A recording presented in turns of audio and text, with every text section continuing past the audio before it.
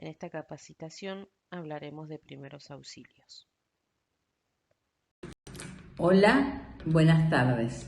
Yo me voy a presentar, soy la doctora Fernández Gladys, soy la médica laboral de esta empresa, que junto con el Servicio de Seguridad e Higiene hemos organizado un ciclo de charlas para prevenir o promover el buen estado de salud de los trabajadores. Espero que este ciclo de charlas les ayude a concientizar para una vida sana y saludable, tanto a nivel laboral como personal. La siguiente capacitación se va a referir a primeros auxilios y RCP. Tiene como fin saber actuar en circunstancias de accidentes laborales o accidentes en el hogar donde debemos actuar para salvar una vida. Nuestro objetivo es conocer los principios básicos de primeros auxilios, aprender técnicas de RCP para salvar vidas y desarrollar habilidades para responder en situaciones de emergencia. Los primeros auxilios consisten en la atención inmediata que se le da a una persona enferma, lesionada o accidentada en el lugar de los acontecimientos, antes de la llegada del personal especializado o de ser trasladado a un centro asistencial u hospitalario. Elementos de seguridad. En primer medida, tenemos el botiquín de primeros auxilios, que es un recurso básico para las personas que prestan un primer auxilio, ya que en él se encuentran los elementos indispensables para dar atención satisfactorias a las víctimas de un accidente o enfermedad repentina, y en muchos casos pueden ser decisivos para salvar vidas. Otro elemento de emergencia son las camillas rígidas y el cuello. Son dispositivos utilizados en situaciones de emergencias para la inmovilización y el traslado de pacientes en casos de evacuación, rescates y primeros auxilios, tanto para transportar de un lugar a otro a un herido o para atender a un paciente enfermo en una situación de emergencia. Importancia de los primeros auxilios. El objetivo principal de las técnicas de primeros auxilios es evitar que las lesiones o el estado del accidentado vaya a peor, siendo imprescindibles en algunos casos extremos para evitar la muerte de una persona hasta que se consigue asistencia médica. Por ello, dichas técnicas no solo permiten ayudar de manera física, sino que también son imprescindibles a la hora de prestar atención psicológica a la víctima y a sus acompañantes. Actuar rápido y bien solo puede hacerse si se disponen de los conocimientos básicos y necesarios sobre primeros auxilios.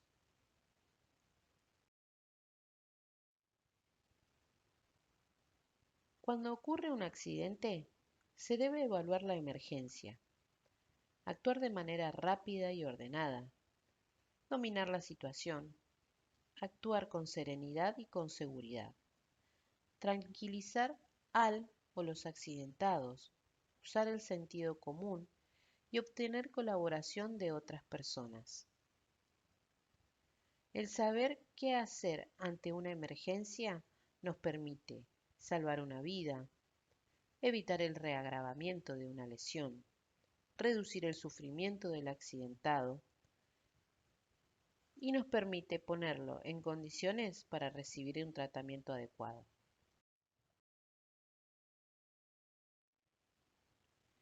Precauciones en el lugar del accidente.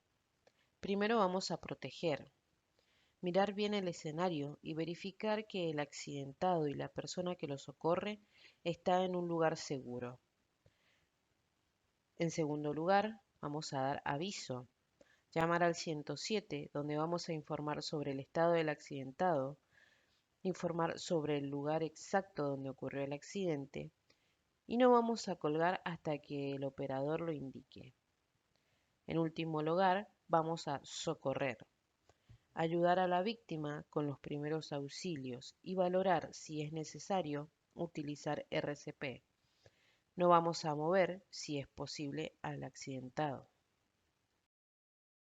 Signos vitales.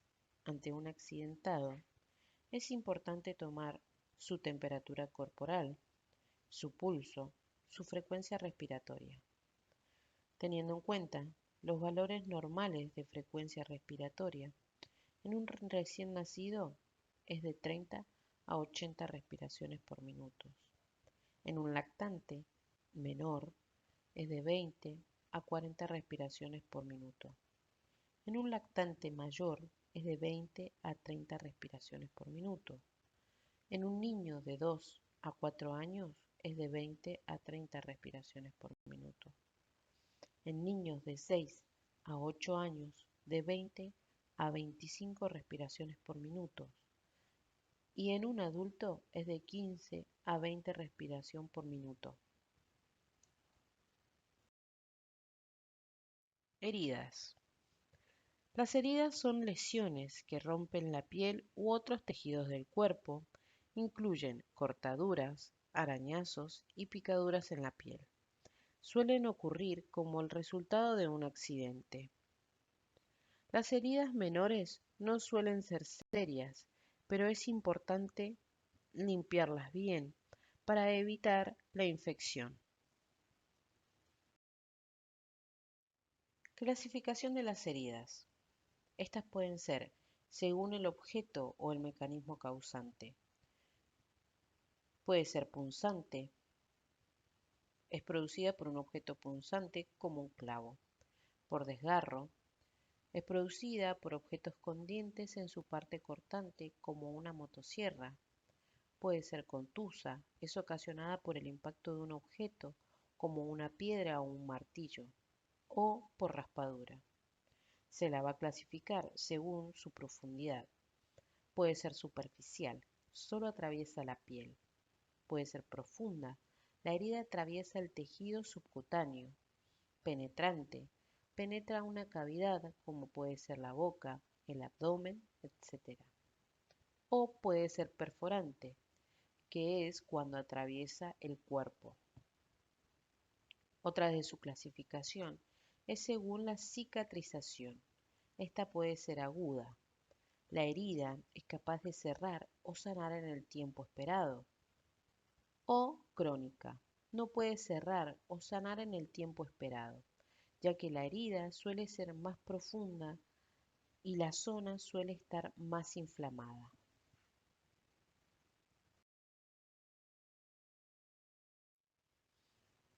Hemorragia. Una hemorragia produce una pérdida masiva de sangre y esta puede ocurrir tanto dentro del cuerpo o por fuera de este. Es causada por heridas o por diversas patologías que afectan a nuestros organismos. Estas se pueden clasificar según su origen y según el vaso sanguíneo roto. Según su origen, se va a considerar una hemorragia interna, que es la salida de sangre hacia las cavidades internas del organismo, o hemorragias externas, corresponde a la salida de sangre hacia el exterior del organismo. Pueden generarse por heridas abiertas o por orificios naturales del cuerpo, como la nariz, boca, oídos, etc. Según el vaso sanguíneo roto, se la va a considerar venosa, arterial o capilar. Puede tener una hemorragia externa. Paso 1. Vamos a aplicar presión directa sobre la herida con un apósito. Si es necesario, se aplicará otro apósito. Vamos a sostener el apósito con un vendaje compresivo.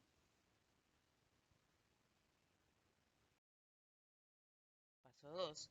Si el sangrado no cede, comprimir con otro apósito sin retirar el vendaje inicial y elevar la extremidad afectada. El atragantamiento es una situación grave que pone en riesgo la vida y que requiere actuar en forma inmediata. Frecuentemente ocurre cuando un alimento queda atrapado en la vía aérea y bloquea la respiración. En estos casos la persona no puede hablar ni toser o se lleva las manos al cuello. ¿Qué hacer? Preguntar, ¿te estás ahogando? Si la persona asiente, abrázala por detrás alrededor de la cintura. Haz un puño con una mano y envuélvela con la otra. Colócalas entre las costillas y el ombligo. Presiona hacia adentro y arriba, fuerte y rápido. Repite hasta que expulse el cuerpo extraño. Si la víctima pierde el conocimiento, se debe iniciar la reanimación cardiopulmonar. Esta maniobra se aplica para adultos y niños mayores de 1 año. Siempre acude a un servicio de urgencia para evaluar al paciente.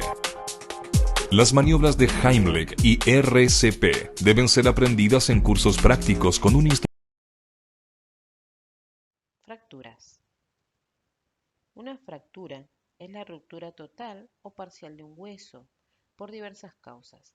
La fractura provoca un dolor intenso y dependiendo de la gravedad puede necesitar cirugía para recomponer el hueso. Estas se pueden clasificar como fracturas cerradas. No existe comunicación entre el hueso y el exterior del cuerpo. O fracturas abiertas. Hay comunicación entre el hueso y el exterior, es decir, existe una perforación de la piel y las partes blandas que llega hasta el hueso. Su severidad es variable en función del grado del daño y el riesgo de infección es mucho mayor que en las fracturas cerradas. Los síntomas de un hueso fracturado incluyen extremidad o articulación visiblemente fuera de lugar o deformada. Hay hinchazón, hematoma o sangrado. Hay un dolor intenso, entumecimiento y hormigueo, ruptura de la piel con el hueso y movimiento limitado o incapacidad para mover una extremidad o poner peso sobre la pierna.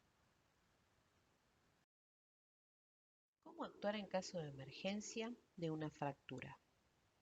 Si la fractura es en las extremidades superiores o inferiores, primero vamos a inmovilizar la parte afectada entablillándola. Como segundo paso, si hay herida, colocar primero una gasa o pañuelo limpio. Y por último, transportar adecuadamente evitando cualquier movimiento brusco al accidentado.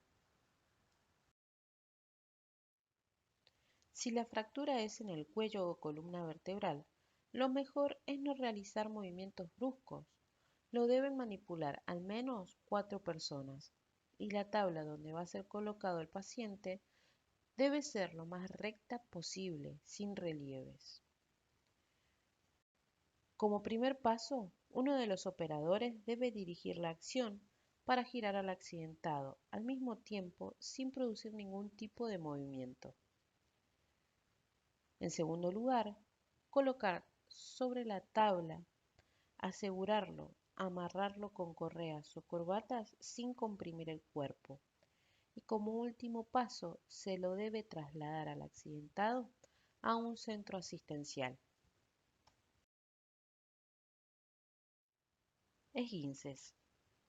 Un esguince es un estiramiento o desgarro de los ligamentos, las bandas resistentes de tejido fibroso que conectan dos huesos en las articulaciones. La ubicación más común de un esguince es el tobillo.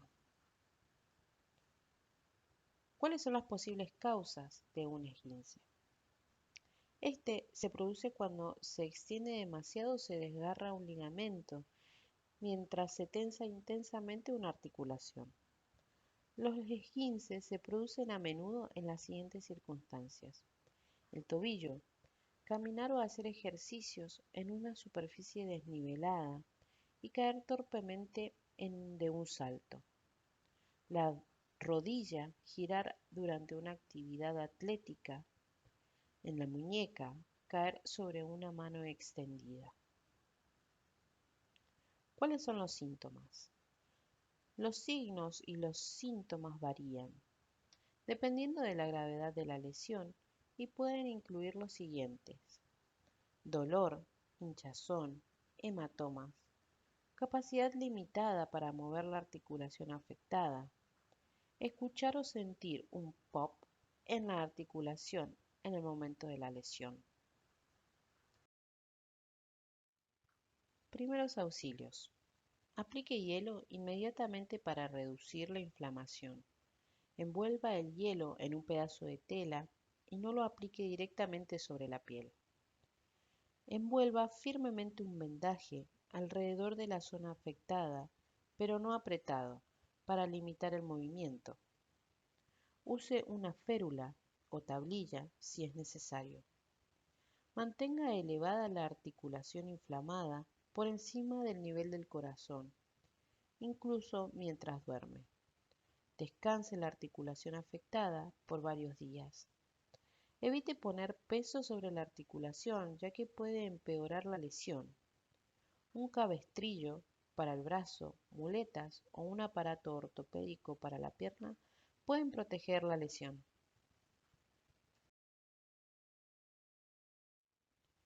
Quemaduras. Una quemadura es una lesión en los tejidos del cuerpo causada por el calor, sustancias químicas, electricidad, el sol o radiación. Estas se clasifican según la profundidad o por la extensión que alcancen. De acuerdo con su profundidad, se clasifican en quemaduras de primer grado. Únicamente afecta a la epidermis y la zona lesionada se enrojece. Quemaduras de segundo grado. Se altera también la dermis. La zona lesionada puede observarse de color rojo, oscuro, moteado o ambos. Y se cubre de ampollas. Quemaduras de tercer grado.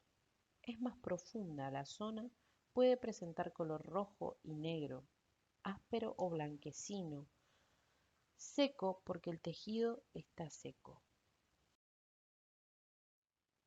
Primeros auxilios. No despegar la ropa o accesorios que hayan quedado adheridos a la piel. Lavar con abundante agua la zona afectada. Lavar con agua limpia, de la que se usa para beber, y no usar agua fría. No vamos a aplicar sobre la quemadura hielo. Vamos a tapar la zona con un paño limpio, humedecido para aislar del medio ambiente. Nunca reventar ampollas, ya que el líquido que tienen está estéril y protege de infecciones. No vamos a aplicar cremas, pasta dental, ni nada que no haya sido indicado por el médico. RCP. RCP significa reanimación cardiopulmonar. Este es un procedimiento de emergencia para salvar vidas que se realiza cuando alguien ha dejado de respirar o el corazón ha cesado de palpitar. Esto puede suceder después de una emergencia médica, como una descarga eléctrica, un ataque cardíaco o ahogamiento. ¿Cómo sé cuándo hacer RCP? Primero vamos a verificar si la persona no responde. Vamos a ver, oír y sentir, no más de 10 segundos. Ver movimiento en el pecho, oír en boca ruidos respiratorios, sentir el aire en la mejilla, determinar si la víctima respira normalmente y si se duda, actuar como si la respiración no fuese normal. Es decir, que cuando la persona no esté consciente y no respire, vamos a realizar RCP.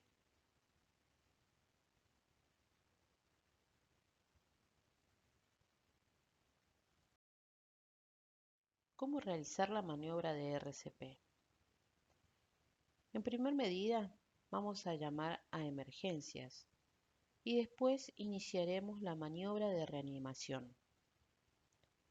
Primero vamos a comprimir hacia abajo el tórax de la persona hasta hundirlo entre 5 a 6 centímetros.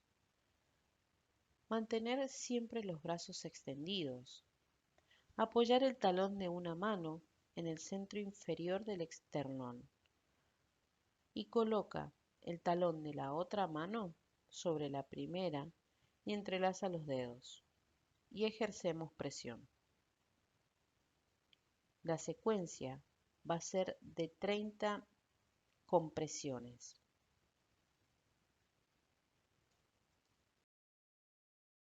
Posición de seguridad.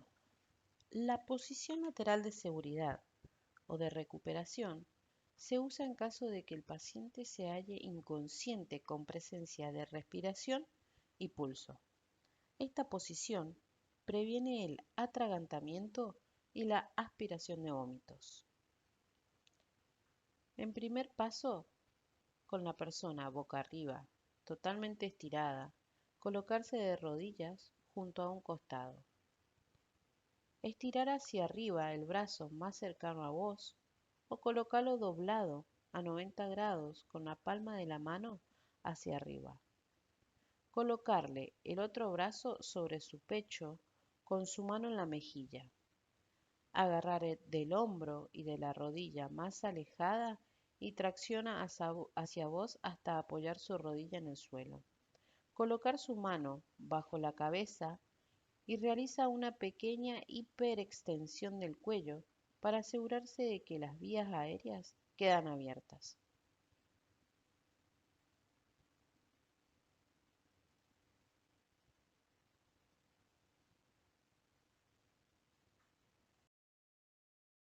Por su atención, muchas gracias.